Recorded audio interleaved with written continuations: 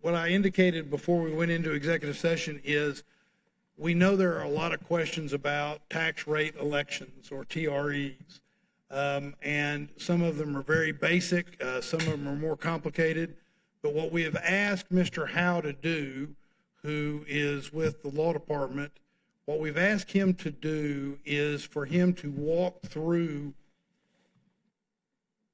TRE 101, if you will, to kind of answer some of the basic questions about what happens when you have a tax rate election and how you go about a tax rate election.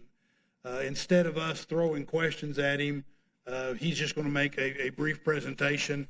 I'll open it up for any questions that anybody has, but this will be a good way for us to get into the bloodstream, how this kind of, what this thing looks like if we end up doing it.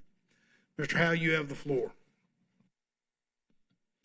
This is Ian Howe, Assistant City Attorney.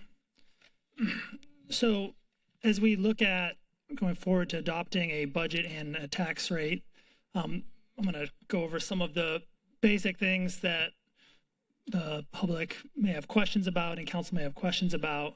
And I'm going to talk about briefly the budget adoption requirements and the tax rate adoption requirements and how that relates to possible tax rate election if council were to decide that they wanted to go that way. All right, the principal point is that when council adopts a tax rate and a budget, they adopt one budget and they adopt one tax rate. If the tax rate is above the voter approval rate, then council under state law must call a tax rate election. And then that proposition, then you're clear about what that tax rate election is on, and I'll show that lately, but you're talking about what the tax rate, you're going to be clear about what the tax rate is and further information required by law. So when we talk about the voter approval rate, I think that's something that's commonly talked about. You hear the 3.5% thrown around a lot. And what we're talking about in a base level is 3.5% more than the city spent on maintenance and operations last year. Now, it's much more complicated than that. If anyone wants to look at it, it's in the tax code, chapter 26. But there are a series of calculations that go into that. So it's more complicated than just that it's 3.5% more than the city raised last year. But primarily, you're looking at maintenance and operations, and you're not looking so much at debt. All right, as you go forwards with that, the council is going to approve the budget by they're going to approve the budget, they're going to approve the tax rate, and then they'll have to do an ordinance calling the election. And the state law has specific language that it requires in that proposition. So this isn't one of those situations where the city can take multiple tax rates to the voters and let the voters choose. The state law is very specific that you're taking the one tax rate and the voters are voting up or down to approve it or not approve it. And if the voters don't approve it, then what happens is the city's tax rate automatically gets knocked back down to the voter approval rate. And then the city, so there isn't an alternative. At that point, that is the tax rate for the next year. There's not an option after that for the city in regards to the tax rate. And I'll just read the specific language just so people know what the language is. It just says approving the ad valorem tax rate of some amount of cents per $100 valuation, and for the current year, and you got to give the rate. I'm not going to read it exactly, but you give your tax rate and you say how much higher it is than it was last year. And then you also say what the purpose is for why you're doing that increase. And when council is adopting the budget, keep in mind that's the budget for the upcoming year. That's the tax rate for the upcoming year. And so the public's aware, and then the next year the council will adopt the budget for that year and then the tax rate for that year. So the tax rate for the upcoming year is not automatically the same for the next year. That'll come back to council in the following year. And that's the summary. I want to ask if anybody's got any general questions. One thing I want to just make sure for clarity purposes. The budget that was proposed by the city manager, what's been referred to as the manager's proposed base budget, that budget goes up to the voter approval rate, so that any increase in the rate above that would trigger an election. That is correct. Anybody else got questions? Okay, thank you very much, and we really appreciate it. Members, what we would do before we then next go into the alternatives that have been presented and put together by our staff is just call attention. I'm not going to read through it, but again, call attention for the public to look at the TRE decision tree that the council passed on the recommendation of the Audit and Finance Committee. And what I'll promise to do is post this on the message board again today. We will post the policy that we passed, the decision tree that we passed, on the message board today, so that anybody that wants to will see what it is that we will, as a Audit and Finance Committee, that we will walk through, make a recommendation to the council, and then the council will vote based upon that adopted policy. So we'll do that today. Now with that, I see two people ready to go. So Mr. Vanino, okay, why don't y'all kick it off? Tell us how you want to proceed, and then walk us through in a general fashion these alternatives so we can talk about where we are. Hello, Mayor, Council members. Eric Nelson from the Office of Budget and Organizational Excellence. We do have a presentation that I'll try to get through swiftly so we can leave more time for your questions. Starting out, why are we here? Well, consistently since the passage of SB2, we've shown a version of this chart, and generally speaking, our expenditure growth is a little bit higher than our revenue growth. And during the pandemic, we had some unexpected federal assistance, and we had an explosion in sales tax that kind of masked that fundamental dynamic for a little while. But now that sales tax collections have dropped, it's back. So we have not just extremely limited opportunities to fund significant new investments, but we have real struggles to balance against our expenditures for our base level of general fund services. We're starting to see some of the consequences of that appear even in our FY26 proposed budget, which relies on a $14.1 million transfer from our reserves in order to provide transitional funding for social service contracts. In other words, to give these providers a window to prepare for steeper, more permanent cuts that would take place in the next fiscal year.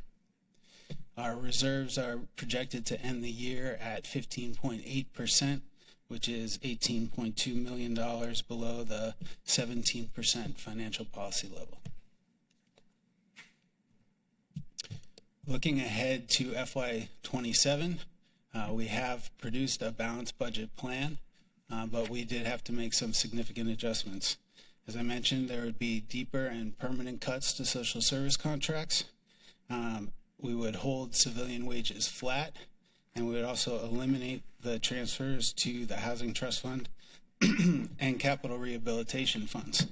In total, these measures would save the general fund almost $50 million, which gives you a sense of the scale of the reductions necessary to balance against our expected revenue collections next year. For a little context, prior to SB2, the inflation factor in what was then known as the rollback rate was 8%, as opposed to today's 3.5%. If we'd adopted a rate at that 8% level every year since it took effect, the general fund would now have 190 million more projected property tax dollars in this FY 2026 proposed budget. and that's the equivalent of adding over 8 3/4 pennies to our projected tax rate. Of course, we didn't always go to 8%, but we went back and we looked at the 10-year average prior to SB2, and we were at about a 6.54% level above the as an effective increase. And if we apply that across the years since SB2 took effect, we would have 123 million more property tax dollars this year, or this coming year, which is equivalent to about 5.7 pennies of tax rate. On the other hand, we don't want to just look at the city's revenue needs and challenges. We also need to consider the taxpayers that provide that revenue. So this table displays a 10-year history of the combined property tax bill experienced by Austin's typical homeowner that we've defined as the non-senior owner of a median value home that qualifies for a homestead exemption. As you can see at the bottom, the combined bill has risen by a little over 5% for the past 10 years, a period in which incomes grew by about 5.7%. But I should also point out, in large part due to TREs by AISD in Travis County, the typical homeowner's tax bill grew by almost $1,000 in FY25, or over 13%. Looking ahead to FY26, we don't have firm data from all of the other entities, but we do know what the city's plan is.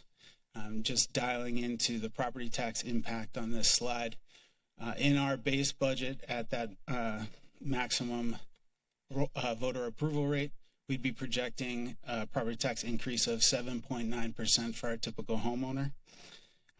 That is a projection, and it can and will change when we get the final certified rolls from the appraisal districts. But as I mentioned at the presentation last week, we have an ongoing dynamic where we have more and more debt service as a result of bond initiatives that were approved by voters over the past several years that we're issuing more and more debt for. And looking forward to FY27, that trend will continue, and we're projecting a 7.5% increase in that year, again, for our base budget at that maximum tax rate.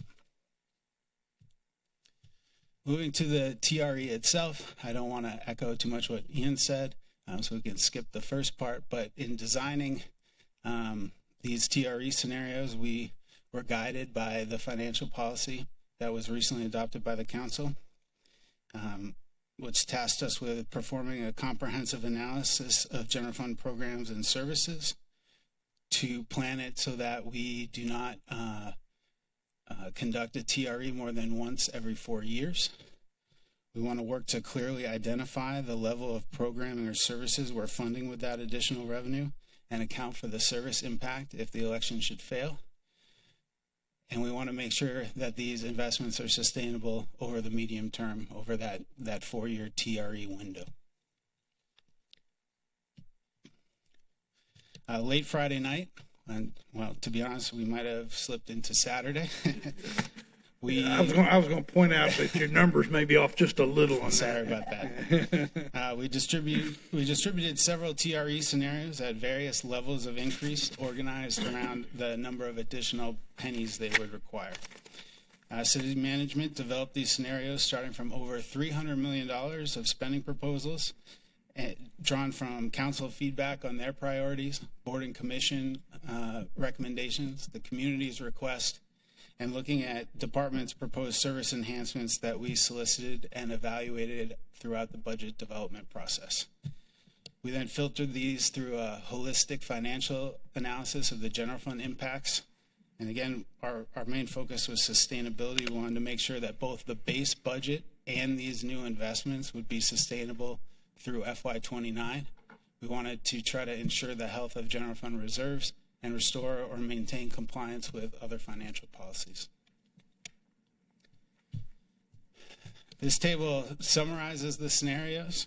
It gives you a sense of the magnitude and timing of the expenditures that can be sustainably supported at these different level of increases. And importantly, each one ensures a balanced general fund through FY29. And except for maybe the first one, all of them get very close to or maintain compliance with our 17% general fund reserve policy.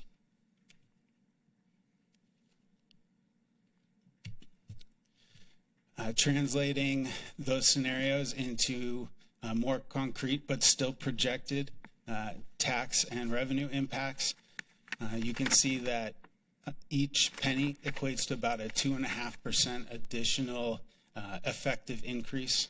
So, one penny takes you from that 3.5 to a 6, and you can follow the chart all the way down and also compare those scenarios with the revenue that each one would generate relative to our base budget property tax revenue. And finally, we want to translate as well how these additional pennies would impact our typical homeowner. The chunk in the middle will compare the incremental impact of a TRE at the various levels to that base level, and the chunk on the right will show you what our projected total increase inclusive of any TRE would be for our typical homeowner in FY26. And with that, we're happy to take any questions. Members, questions? Yes, Councilmember Alter. I wanted to take a moment just to understand, and this will probably be cleared up at our now July 30th meeting when we get the final rolls, but in the budget document itself, it mentions that our taxable value is $227.1 billion, which would suggest that 1 cent would be 22.7, not 21.6. I'm just curious that discrepancy. Right. Well, so that's true in terms of the levy. That's the amount that we will bill the community, I guess you'd put it. Generally speaking, we budget a 98.5% collection rate because we know that we won't get perfect compliance. That knocks you down to, I believe, about 22.3 or so. And then the city also has several tax reinvestment financing zones, and we are committed to making payments to those zones that are determined by the value captured within those zones and the tax rate. And when we account for that, the net that would end up in the general fund available for ongoing maintenance and operations expenses is that $21.6 million. That makes a lot of sense. That really is my only question at this moment. I might have others, but thank you. So for purposes that are let me ask, anybody have questions? Okay. So for purposes of someone looking at this slide deck, I want to compare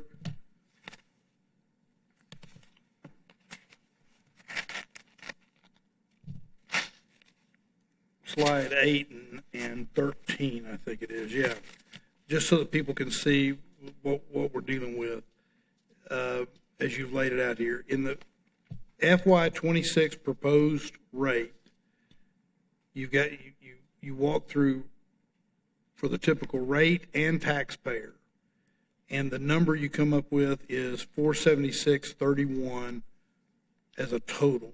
So that includes the property tax bill and all rates and fees, right? Yes, sir. And if you multiply that times 12,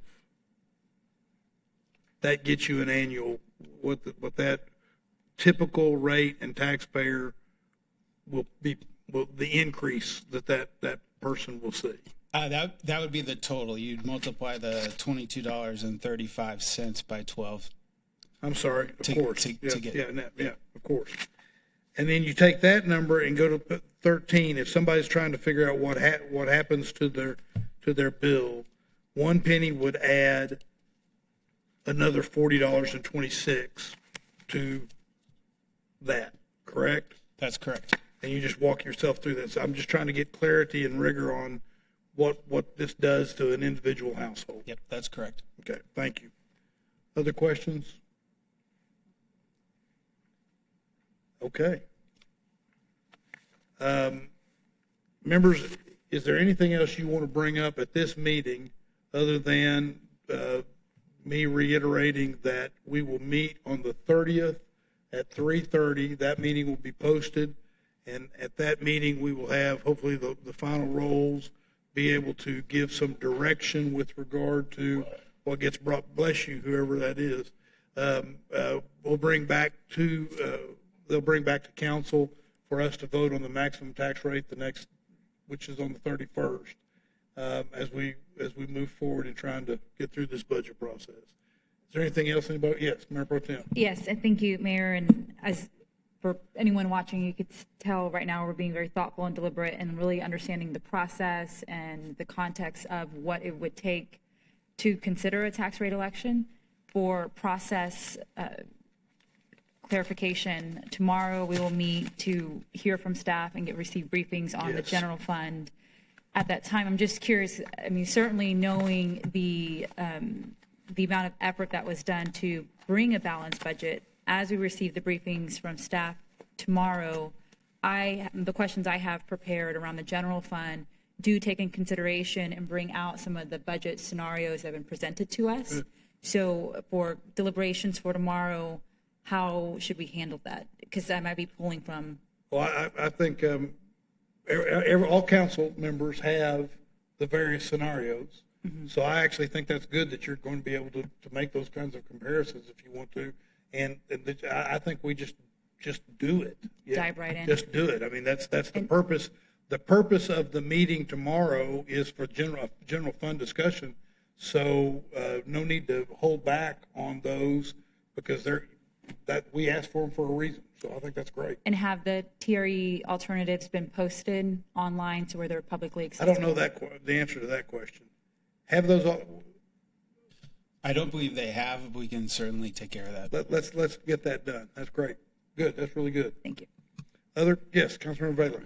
Just a quick comment. Really, we're kind of charting going through uncharted waters to a large extent. I think ultimately, the tax rate elections will have to become almost a political feature of Texas in the future. But I appreciate both law and budget just kind of laying out the path forward for us. This is going to be our first time really kind of working through the process. And I do just appreciate the Audit and Finance Committee and the council and staff in general just trying to make this as thoughtful and deliberate of a process. I wish we had more time, honestly. This is a big budget process. It's always a big budget, but this is an even bigger budget process, and I wish we had even more time, and I wish we were able to, but it is what it is. I mean, this is state law, and this is what is before us.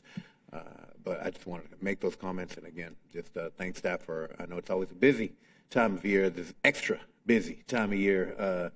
Every 4 years we're looking at it, but again, thank y'all and appreciate everything. Good, thank you, Councilmember. Yes, Councilmember Duchin.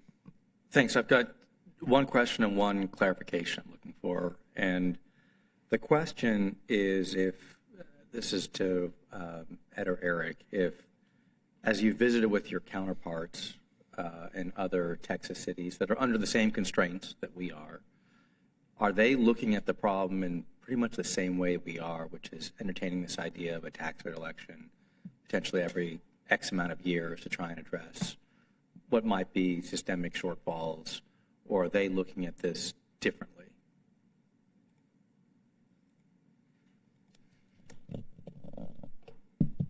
It's a great question. I don't have an answer for you right now. I mean, I do talk to with CFOs in other large cities and in the area, and I've not had the discussion with them specifically about how are they managing their taxes and tax rate elections over time, and I don't even have immediate knowledge in regards to whether or not these other cities will be pursuing that this year, but happy to look into that for you, happy to make those calls. Do you know if any of them have pursued it in prior years? No, obviously Travis County and the school district both did tax rate elections last year, and I'm aware of, I think, 3 or 4 other small Texas cities that have done tax rate elections. And, of course, Austin did one for Project Connect in 2020.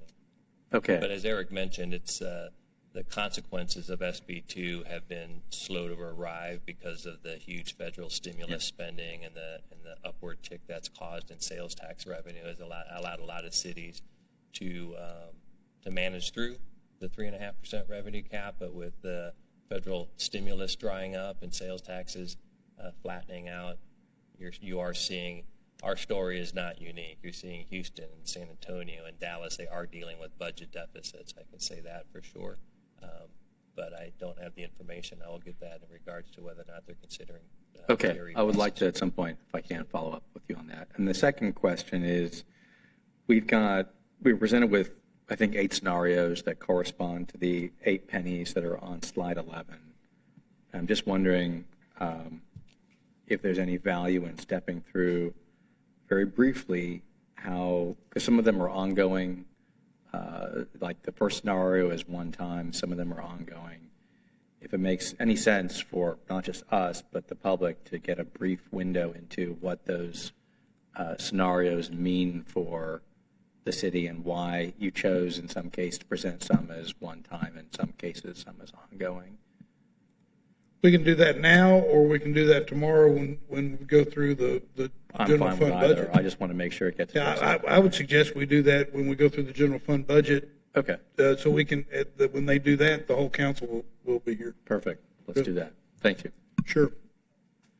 Other thoughts or questions? Yes, Councilmember Ellis. I have one question that's more about formatting. I appreciate the TRE scenarios that have been presented to us. I found the left-hand columns to be a bit confusing, which ones were actually lined up with which department. And so if that's going to be out there for the public to digest, I just may suggest, either drawing some lines or color coding or some sort of way to kind of understand which buckets of funding scenarios are applying to which departments, so we can have that conversation together. Good, thank you.